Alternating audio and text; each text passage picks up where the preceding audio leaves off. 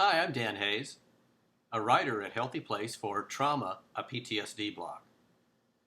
In the middle 1980s, I went to the library one time and ran across a book that described the symptoms of post-traumatic stress disorder.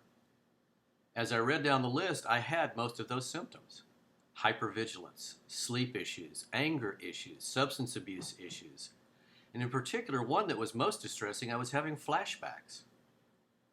But I was like the man in the Bourne Identity. I've watched that series of movies a number of times because I'd have flashbacks of events that seemed to have happened in a world that I didn't know about. It was most disturbing and alarming, and I was always upset and puzzled by what was going on in my world. I started working with a gentleman who had described the concept of inner child exercises. I thought they were kind of silly until I grew completely desperate and said, I need to do something to change my world. One of the things that was going on in my world was that I was sabotaging my business career. I couldn't figure out why. After I remembered an incident with my dad when I was 17 years old, I understood.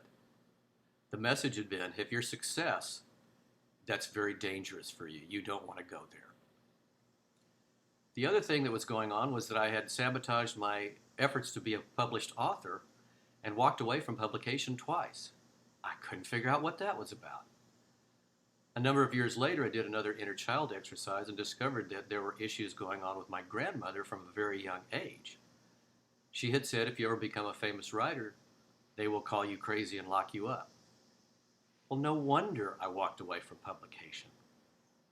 I was dealing with effects for a lot of years, but didn't have causes. Inner child work allowed me to get back to the causes that had brought on my PTSD symptoms and brought me a lot of relief and the ability to begin to move past those issues. If you'd like to dialogue about it, please do. I'd love to talk to you about my issues and my experiences with inner child work. Thank you.